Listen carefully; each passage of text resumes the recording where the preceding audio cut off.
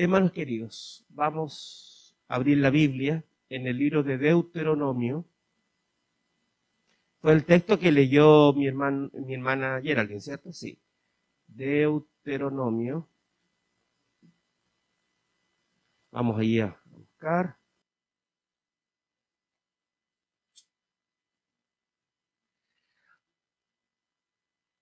Se me había olvidado saludar a aquellos que están en la casita, ahí bendiciones también. A mis hermanos de iglesia, y también a los amigos que nos acompañan el día de hoy, a nuestros invitados aquí en la iglesia, bendiciones, muchas bendiciones también para ellos, amén. Que el Señor les bendiga a los hermanos, a los de la casita también, que creo que son varios que están allí conectados. Que el Señor les acompañe a cada uno de ustedes, a nuestros hermanos y amigos en esta hora. Deuteronomio capítulo 18, verso 18 dice lo siguiente: un profeta como tú les levantaré en medio de tus hermanos, pondré mis palabras en su boca y él dirá todo lo que yo le mande.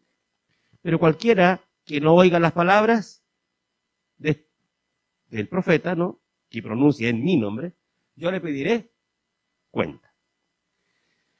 El profeta que tenga la presunción de pronunciar en mi nombre una palabra que yo no le haya mandado pronunciar, o que hable en nombre de dioses ajenos, ese profeta morirá. Voy a volver a leer el texto, ¿no?, porque esto es muy importante para el tema de hoy. El profeta que tenga la presunción de pronunciar en mi nombre una palabra que yo no le haya mandado pronunciar, morirá. O que hable en nombre de dioses ajenos. ¿Cómo conoceremos que es palabra de Jehová? Si el profeta habla en nombre de Jehová, no se cumple ni acontece lo que dijo, esa palabra no es de Jehová. Por presunción habló el tal profeta. No tengas temor de él o de ese profeta. Aquí tenemos un principio importante nosotros en la Biblia para poder determinar cuándo o no un profeta es de Dios, ¿no? Aquí tenemos ya algunas características fundamentales, que lo que él dice se va a cumplir, pero fundamentalmente es que un profeta habla la palabra del Señor. Habla lo que Dios dice, lo que Dios pide. Y si un profeta habla su propia voz o su propia voluntad, ese profeta no está cumpliendo con su rol. De hecho, la palabra profeta, que viene de la expresión hebrea naví, significa portavoz. Por lo tanto, un profeta porta la voz ¿de quién? De Dios. Nosotros sabemos que no fue un dictado el que recibió el profeta, sino que el profeta fue inspirado por el Espíritu Santo. Dios impresionó su mente y el profeta puso con sus palabras lo que Dios quería. Muchas veces también el profeta entregaba el mensaje de manera oral o lo escribía, pero siempre era lo que Dios deseaba. Por eso nosotros enseñamos que la Biblia es la palabra profética más segura, y nosotros enseñamos que la Biblia es la palabra de Dios, expresada en palabras humanas, pero es la palabra de Dios. Es el concepto que Dios quiere que recibamos. Nadie puede cambiar lo que Dios entrega. Esto es serio. Esto es serio. Y Deuteronomio dice, ningún profeta puede cambiar. Si el profeta cambia, no está cumpliendo su rol de portar la voz de Dios. Ya estaría portando su propia voz.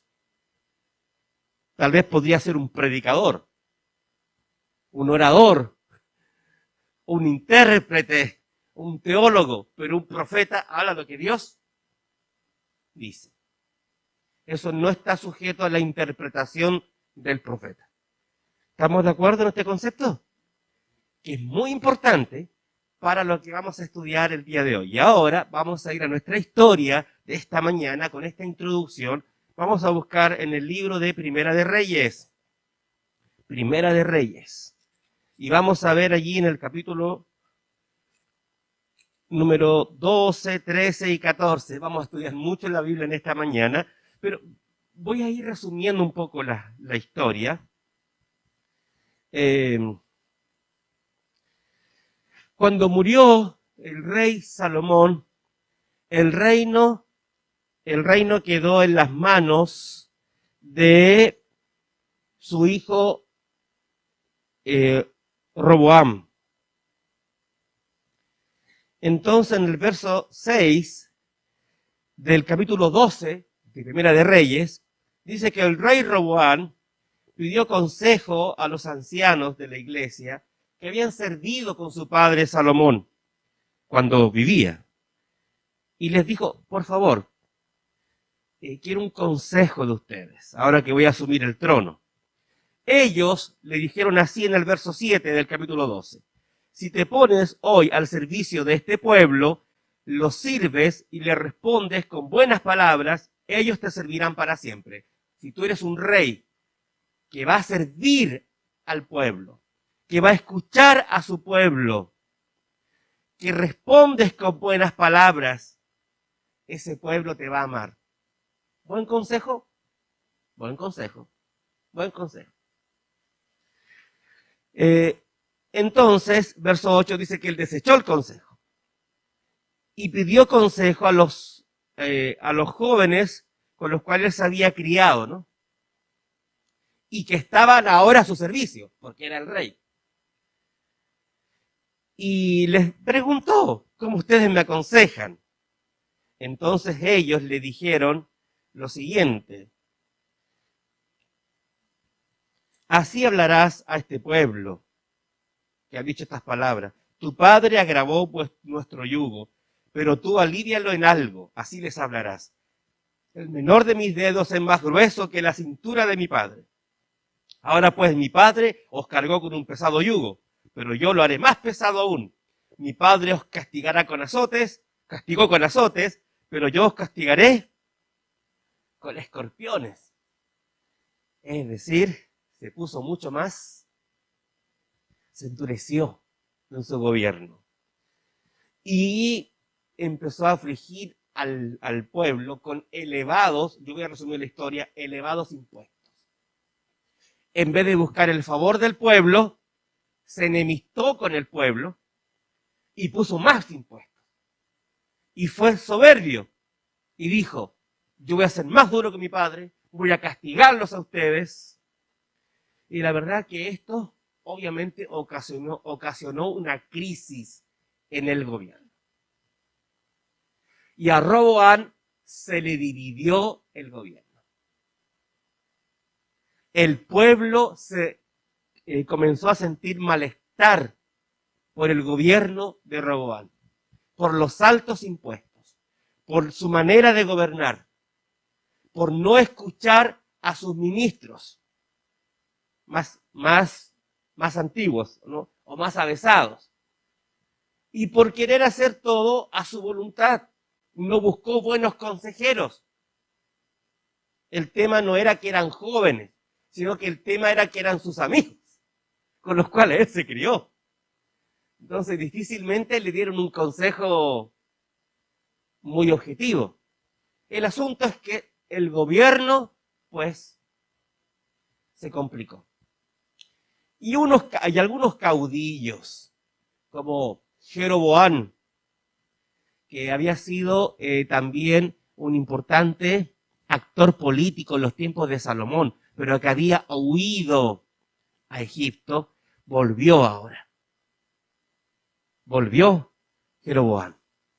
Y Jeroboam, pues, empezó a escuchar al pueblo y comenzó a hacer promesas. Jeroboam se había criado en la corte de Salomón. Jeroboam había recibido la indicación de un profeta que él un día iba a recibir el reino. Y por eso Salomón lo había desterrado a Egipto. Pero ahora él volvió. Y aprovechó la oportunidad e hizo carrera política. Él captó todo el malestar del pueblo y el pueblo lo nombró a él el presidente, el rey. Y el reino se dividió. Roboam quedó con el reino con la tribu de Judá. También contamos Benjamín, pero era muy chiquita, ¿no? Prácticamente Judá, que era la más grande, la poderosa. Y Jeroboam quedó con los otros 10 reinos que se conocían del norte. Se dividió Israel en 2 reinos, el sur y el norte. Y Jeroboam quedó con el norte, que también se conocen como el reino de Israel. Y Roboam se conoce como el reino de Judá. ¿Estamos claros? Muy bien. En ese contexto, obviamente que había una agitación política grande, ¿o no? Obviamente que Roboam no iba a dejar las cosas así que armó un ejército. Y él quería recuperar su reino. Él estaba dispuesto a ir a luchar contra Jeroboam, quien le había arrebatado su reino. Así que armó un ejército para ir a pelear contra sus propios hermanos. Es decir, el reino de Israel estaba en una guerra civil. Yo me pregunto si esa guerra se hubiese llevado a cabo. Pero no se llevó a cabo, porque Dios intervino. Y Dios intervino y le dijo a Roboam, Roboam, no vayas, porque esta es mi voluntad, que el reino se divida. Si Dios, bueno, vamos a decirlo así, había un crisol. Había una prueba, porque Dios quería salvar a su reino. Pero su reino estaba totalmente perdido en la idolatría y una forma tal vez de rescatarlo era permitir este sufrimiento, este dolor. Bueno, pero ese tema lo estamos estudiando en la lección de escuela sabática. Dios permite, con el objeto de cambiar la actitud de su pueblo y salvar a su pueblo. Llegó entonces el momento de que Roboam quería ir con su ejército a atacar a Jeroboam, pero no fue por orden de Dios. No hubo guerra civil, pero ¿cómo estaban las tensiones políticas? ¿Cómo estaba el ambiente? Yo quiero, por eso me he gastado un poco de tiempo, ¿no?, en hablar esto. Yo quiero que ustedes digan en el momento cómo estaba el ambiente. Tenso. Es decir, había enemistad. Yo me imagino que en cierto sentido los de Judá estaban enemistados con los del norte. Comenzaron a cambiar algunas cosas en relación a la adoración. Ustedes se imaginarán todos los rompimientos familiares, ¿o no? Todo el tema espiritual, dónde adorar.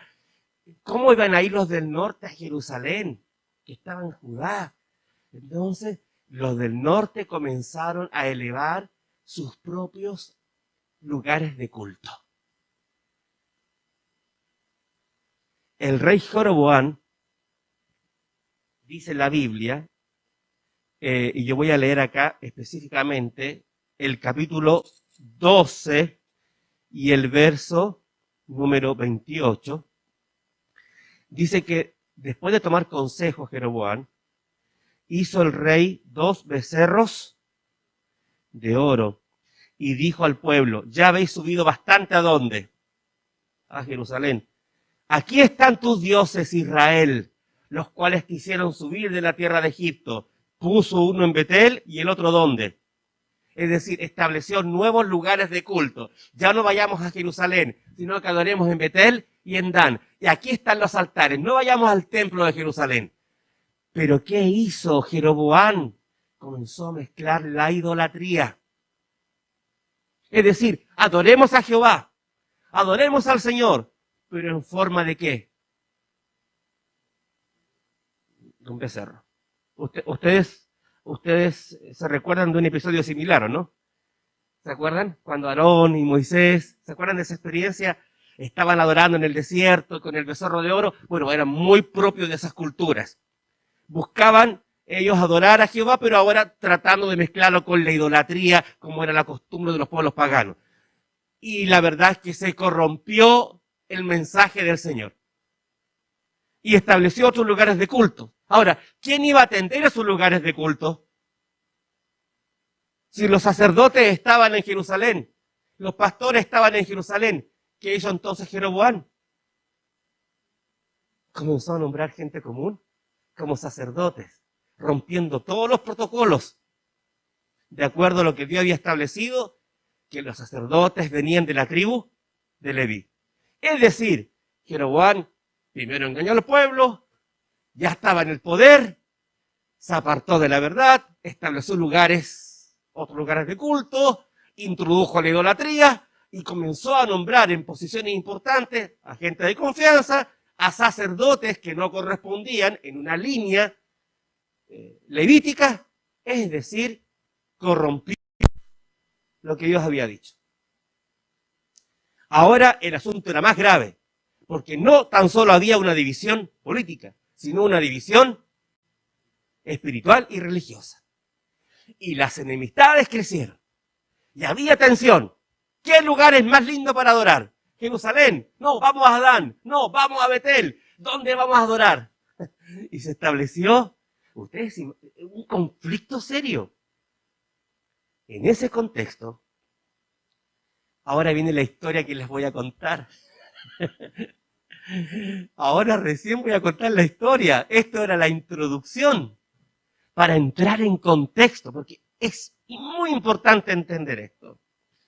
Entonces, dice la Biblia, capítulo 13, que mientras Jeroboam no quemaba incienso junto a un altar, un hombre de Dios vino de Judá. ¿De dónde vino el hombre de Dios?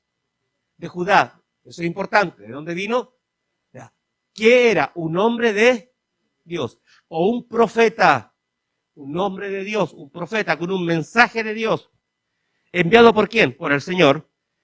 Vino y clamó contra el altar que había establecido Jeroboam por mandato de quién? Del Señor. ¿Y qué le dijo? Altar, altar, así ha dicho Jehová. A la casa de David le nacerá un hijo llamado Josías. Comenzó a profetizar que en el futuro vendría otro rey llamado Josías. Y que Josías, obviamente, iba a instaurar el orden. Iba a acabar con la idolatría. El cual dice, sacrificará sobre ti a los sacerdotes de los lugares altos, que queman sobre ti incienso y sobre ti quemarán huesos de hombres. Es decir, vendrá realmente Josías y pondrá en orden todas las cosas, va a eliminar el sacerdocio que está corrupto, y ese mismo día, verso 3 dice, dio una señal diciendo, esta es la señal de que Jehová ha hablado, el altar se quebrará, y la ceniza que sobre él está será derramada. Cuando el rey Jeroboam oyó las palabras del hombre de Dios, el profeta, que había clamado contra él en Betel, extendió su mano. ¿Y qué dijo? No le gustó. No le gustó. Porque lo estaba atacando el hombre de Dios. Pero el hombre de Dios estaba diciendo, vendrá otro rey después Josías. Él pondrá en orden todas las cosas. A Jeroboam no le gustó esto. Lo apuntó con el dedo, con su brazo extendido. ¿Y qué dijo? ¿Qué dijo? Préndanle. Y en ese momento en que el rey extendió la mano, ¿qué dice la Biblia? Se le secó. Y quedó tieso. No la pudo enderezar. Y el altar de Betel se rompió. Es decir, el profeta era de Dios. Lo que el profeta dice se cumple. ¿Se acuerdan? Característica de un profeta verdadero. El mensaje era de Dios. Dice, conforme a lo que había dicho el hombre de Dios. Entonces el rey, dirigiéndose al profeta, al hombre de Dios, le dijo, te pido por favor que ruegues, verso 6, ante Dios, ora por mí, para que mi mano sea restaurada. El hombre de Dios oró al Señor y la mano del rey se restauró. Impresionante. Se restauró su mano. Entonces el hombre de Dios oró al Señor, dice, ¿no? Y el rey, y la mano quedó como era antes. Y el rey le dijo al hombre de Dios, ven conmigo a mi casa, te invito a comer, yo te quiero dar un presente. Bueno, Jeroboam, ustedes saben que si tenía una característica, era que era muy cambiante. Y de querer matar al profeta, ahora quería llévalo a su casa. Era muy político, claro, porque él dijo, vino un profeta, me profetizó, es de Dios. Si es de Dios, el pueblo va a decir, el profeta es de Dios. ¿Qué mejor que llevarme el profeta a dónde? Así me hago amigo del profeta. Entonces, si me gano al profeta, me gano al pueblo. Recuerden que así actuaba siempre Jeroboam. Era un político muy astuto. Pero ¿qué le dijo el profeta? Y esto es que, mira lo que le dijo el profeta. Aunque me dieras la mitad de tu casa, yo no voy contigo. Ni comería pan, ni bebería agua en este lugar. Porque así me ordenó por mandato el Señor, Jehová. Porque Jehová me dijo, no comas pan, ni bebas agua, ni regreses por el mismo camino. Por eso él regresó por otro camino. Si Dios me dijo, no comas pan, no bebas agua, regresa por otro camino, que no te quedes a alojar en ningún lugar. Anda, da el mensaje y te devuelves ¿dónde? A Judá, a Jerusalén. Te devuelves. Anda, cumple tu ministerio, cumple con lo que te tengo que decir y te devuelves. Eso dijo el Señor. El rey le dice, pero quédate a comer algo y te voy a dar un regalo. Y él dice, no me quedo. Ahora, ¿se lo dijo a quién? Al rey, que tenía todo el poder político y militar. Y de paso, el profeta, este hombre, era de Judá. ¿Y dónde estaba? En Betel. ¿Y cómo eran las tensiones políticas? Grandes. O sea, un profeta de Judá diciéndole a un rey de Israel lo que tiene que hacer con un ambiente político encrispado, yo creo que era un momento, pero de película, ¿no? Entonces, lo que tenía que hacer solamente el profeta era dar el mensaje y volver. Y le dijo al rey, yo no voy a comer contigo, yo no quiero regalos, no quiero nada, yo me voy. Ya cumplí con lo que Dios mandó, porque yo hago lo que Dios dice. Me encanta esta historia. Y yo digo, qué maravilloso. Cómo se cumplió la palabra del Señor, se quebró el altar, cómo se le secó la mano al rey por querer irse en contra del hombre de quién? De Dios. Le quedó la mano seca. Y después el milagro, que recuperó la mano. La verdad que la vida de un profeta iba acompañada por manifestaciones de poder del Señor. Ahora yo le hago una pregunta totalmente un poco ajena a la historia. Si usted fuese un profeta y le sucede esto, ¿cómo estaría su fe? Sí, estaría bien, ¿o no? Usted diría, Dios me está usando. Yo creo, ¿no? Usted diría, me siento útil. Realmente Dios me está usando como un instrumento. Dios me protegió. Se le secó pues la mano. Yo creo que hay cosas interesantes que aumentan la fe y aumentan,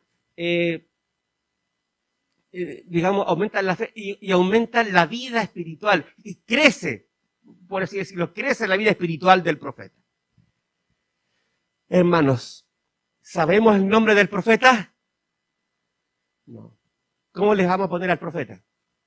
El profeta sin nombre. Que queda así, ¿o no? Así que ahora, maestros de niños, tenemos una nueva historia.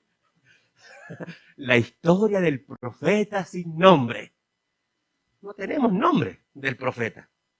No sabemos quién es el profeta. Y la verdad que me encantaría cerrar la Biblia y terminar la historia aquí.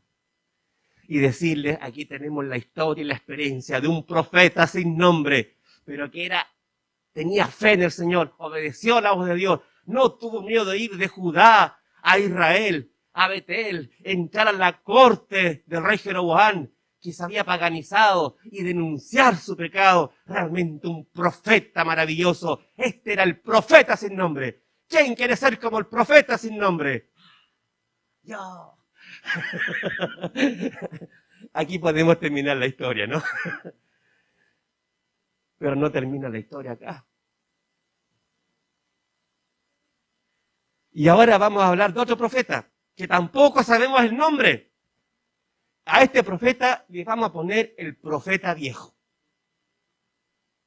¿Vamos? Ahora entra en escena otro profeta, el profeta viejo. Vamos a leer la Biblia. Dice el verso 11, que allí había en Betel un viejo profeta. No sabemos el nombre. Profeta viejo, viejo profeta, ¿no? Sus hijos le contaron todo lo que había pasado.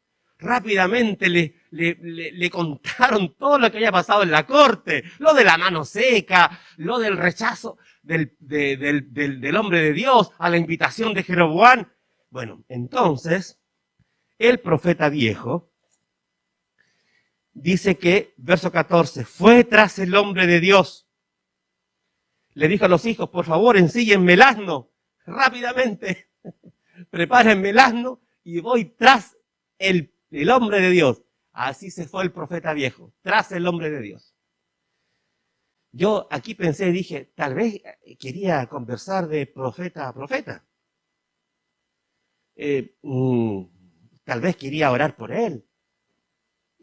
Y dice la Biblia que halló al hombre de Dios sentado debajo de una encina, de un árbol. Yo ya pensaba que a esta altura el profeta de Judá, el hombre de Dios, ya estaba en Jerusalén. Y se había ido rápido a Jerusalén. Esa era la orden de Dios. Pero ¿dónde estaba? Debajo de una encina. Ahí se estableció un diálogo. Y el profeta viejo, obviamente, le dice, no, el hombre de Dios le dice al profeta viejo, yo no puedo gastar mucho tiempo contigo, no puedo ir a comer contigo, ya que el profeta viejo le dijo, ven a mi casa, ¿no? Ven a mi casa y come algo. El viaje es largo.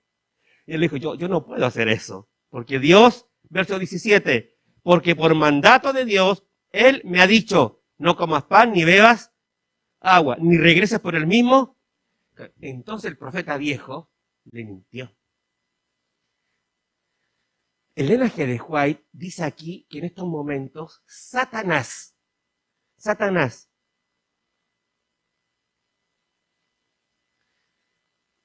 usó como un instrumento de perdición al profeta viejo. No sé por qué el profeta viejo no acató las palabras del hombre de Dios, del profeta sin nombre. Igual lo invitó a la casa, sabiendo que era una orden contraria a lo que Dios había dicho. Por eso Elena G. de White dice, ¿no?, que actuó como instrumento del diablo. Y le mintió. Y le dijo, yo soy profeta como tú.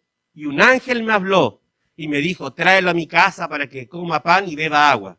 Entonces el profeta dijo, ya está bien. Regresó con él, comió pan y le dio agua en su casa.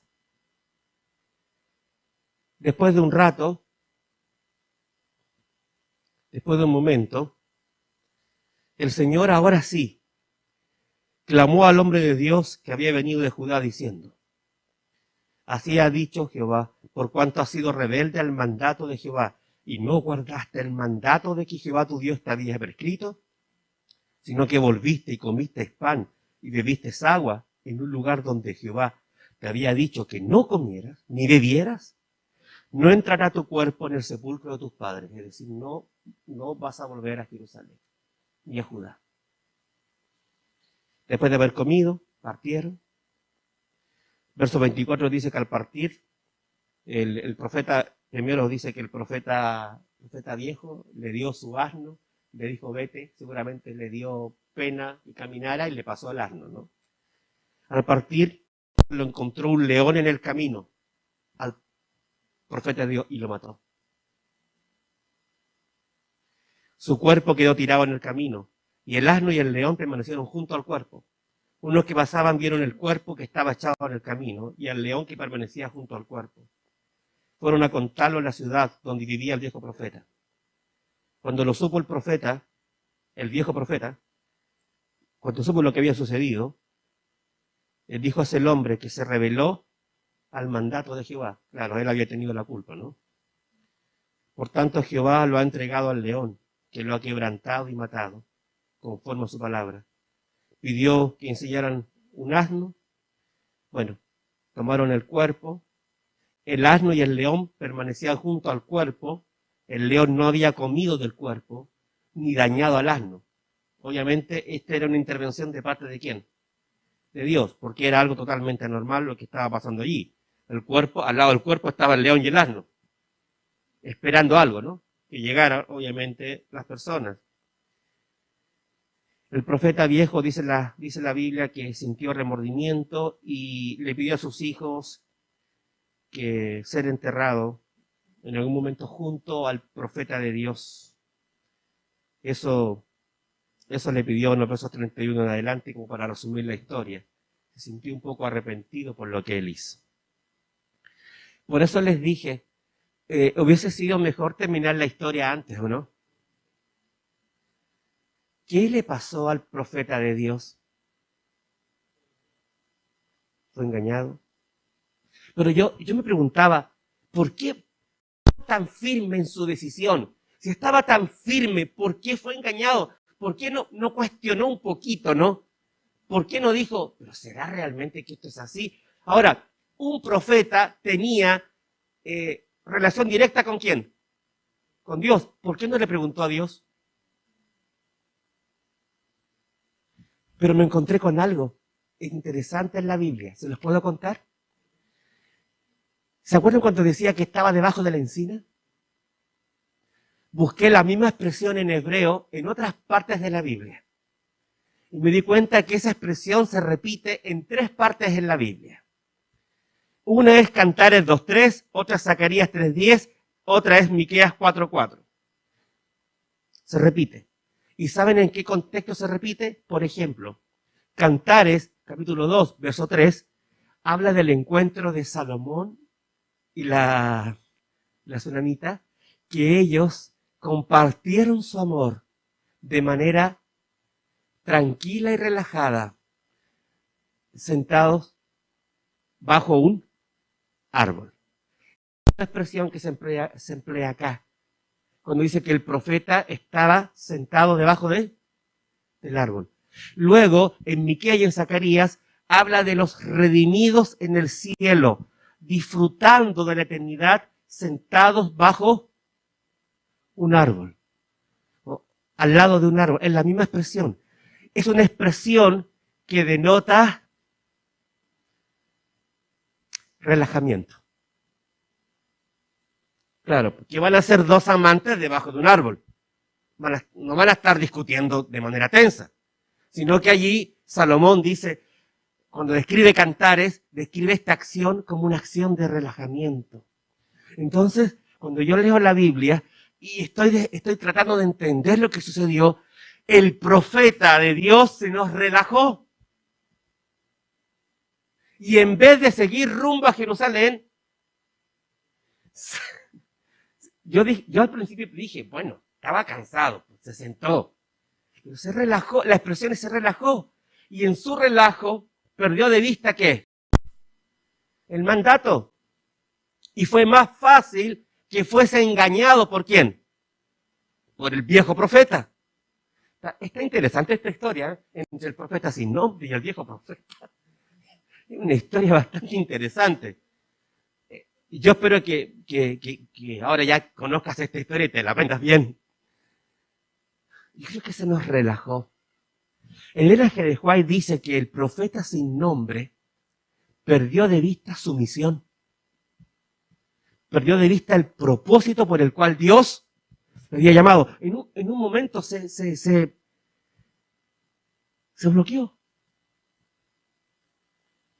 Ahora, ¿por qué tenía que morir? A mí me dio pena que muriera el profeta sin nombre. Tal vez bastaba un castiguito, un tironcito de oreja de parte de Dios, ¿o no? ¿Y por qué tenía que morir? Un león. Ahora, mira, yo no entiendo todas estas cosas porque yo aprendí en mi clase de escuela sabática que el sufrimiento es un misterio. Es difícil comprender, pero sí sé una cosa. Por eso les conté todo el contexto político, ¿se acuerdan? Y les dije, es importante el contexto político. ¿Qué pasaba? ¿Qué pasaba? Si este profeta dijo, yo no voy a comer con el rey Jeroboam, porque es mandato de Dios y después está comiendo en la casa de otro? ¿Qué hubiese dicho Jeroboam de toda esta situación? Esto es una noticia falsa. Esto es un fake news. Esto no corresponde. Esto es raro. Este no es profeta entonces. ¿Se dan cuenta? Aquí estaba en juicio la vida de un pueblo entero. Todo el pueblo fue testigo de que lo que Dios dice se cumple. Y lo que Dios dice es. Ni un profeta y nadie puede cambiar la voluntad de Dios. Tal vez por eso entiendo que el profeta sin nombre falleció. Fue un juicio directo de Dios en un momento determinado de la historia de la nación, que cambió la vida de una nación. Porque todos se dieron cuenta de que las palabras de Dios son importantes. Y nadie las puede cambiar, ni siquiera un profeta que momentos antes había tenido una experiencia sublime ¿con quién? Con el Señor. Y minutos después se nos relajó el profeta, perdió de vista la misión y decayó espiritualmente. Queridos y amados, quiero decir algo para ustedes con mucho cariño y también lo aplico para mí. Todos nosotros hemos tenido lindas experiencias en la vida espiritual. Amén. Usted y yo hemos sido recogidos por el Señor. Estamos en la iglesia. Pero lo que le quiero decir es que continúe adelante obedeciendo a Dios. En el tiempo del fin, sobre todo en este tiempo. Y Elena G. White habla de este episodio en el libro Patriarcas y Profetas. Y ella menciona, sobre todo en estos tiempos, tenemos que obedecer al Señor. Tenemos que hacer caso a lo que Dios dice y no sea que porque nos relajamos espiritualmente estando al final del tiempo, perdamos de vista nuestra salvación. Porque en un momento, pues empezamos a decir, no, esto ya no es tan relevante, esto del mandato de Dios, esto de su misión, esto de guardar sus preceptos, y nos comenzamos a relajar. Perdemos de vista la voz del Señor. Misericordioso es Dios que ahora no viene un león. ¿Cierto? Es misericordioso. Pero sí tenemos enseñanzas claras en la Biblia. No perdamos de vista la voz de Dios en este tiempo. Amén. Hoy día se cuestiona la Biblia. Se cuestiona lo que Dios dice. Ya no es lo que Dios dice, es lo que tú quieres. Ya no es el mandato de Dios, es lo que te conviene más. Ya no es la palabra de Dios y nuestros principios fundamentales, sola Biblia, sola Escritura, toda la Escritura, que son principios que nos han sustentado como iglesia a través de los años, hoy en día son cuestionados desde las mismas filas de la iglesia. Muchos cuestionan la veracidad de las palabras de Dios. Para mí es claro cuando Dios manda. Para mí es claro que la Biblia es la palabra del Señor. Y yo debo ser fiel a mi Dios, a su mandato. Y yo no puedo cambiar ni un tilde, ni una jota de lo que dice la palabra del Señor. Pero tengo miedo, ni un punto. Gracias, mi amor. Por eso amo a este chiquillo, ¿viste? Está atento al sermón. Con esto ya estoy feliz. Si el niño está atento, yo soy el predicador más feliz. Hermanos queridos, entendemos el concepto, ¿no? Seamos fieles al Señor, aún en las cosas mínimas. Tal vez el profeta sin nombre dijo, bueno, esto no tiene mayor importancia. Pero el Señor, la orden era clara. Muchas veces uno dice, no, esto no es tan relevante, pero la orden es clara de Dios. No, este mandamiento se puede entender desde esta manera o desde esta otra óptica. La orden es clara de Dios. Cuando Dios da mandamientos, cuando Dios da preceptos, cuando Dios prescribe normas para tu vida, es importante que obedezcamos a Dios. Amén. Es muy importante. Por eso, lee la Biblia, obedece tu Biblia y no. Y aquí hay algo que te quiero, eso es lo que te quería decir, y ya se me lo recobré la memoria. tus experiencias espirituales anteriores de nada te pueden servir. Porque a veces uno vive de las glorias del pasado, ¿no? Pero en el presente estoy más perdido que el profeta viejo. Lo que quiero decir, sé continuo, sé perseverante. Me gustó como dijo mi hermano Pablo en la mañana, aguante, ¿no? Bien, Pablo, esa palabra dijo, aguantemos, tengamos fe, perseveremos, no decaigamos, sé fiel al Señor. Amén. Tal vez yo te invito ahora a que sigas comentando esta historia en tu casa. Que le sigas dando una vuelta y otra vuelta. La historia del profeta sin nombre y el profeta viejo. Y que analices, que leas. Y que detrás de esta historia hay todo un concepto de fidelidad al Señor. Sobre todo en estos tiempos de crisis. Amén. Y uno me dirá, ¿el pastor es tan relevante? Sí, porque los problemas políticos, económicos y militares que había en ese tiempo, también los hay ahora, ¿o no? ¿O no? Lo que le pasó a Jeroboam, a Roboam, es como que la historia, ¿no? Revive. Queridos, seamos fieles al Señor. Que ese sea nuestro signo que nos destaque como hijos de Dios en este tiempo. Amén. Bueno, leales como la brújula al puro, ¿se acuerdan de esas frases? Fieles al Señor, aunque se caigan los cielos. Lo que Dios dice es importante, es digno de considerar, y ni tú ni yo podemos cambiarlo. Amén. Pero tú me dirás, pastor, yo no soy un profeta. Te tengo una mala noticia.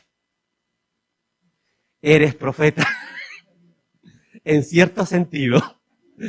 Porque eres un portavoz ¿de quién? De Dios. Ah, ¿es buena noticia? Sí, es una buena noticia. Pero también requiere una gran responsabilidad de tu parte y de mi parte. Somos portavoces de Dios. Somos naví, portavoz, profetas de Dios, que llevamos la voluntad de Dios a este mundo. Tú no hablas por tu propia cuenta, sino que hablas la voluntad de Dios. Y cuando tú hablas la voluntad de Dios, y hablas bajo la dirección de Dios, se manifiesta el poder de Dios. Amén. Como sucedió con Jeroboam y su mano seca. Dios tiene poder para obrar, pero tú sé fiel a las palabras del Señor. Amén. Que el Señor te bendiga y te acompañe en esta hora.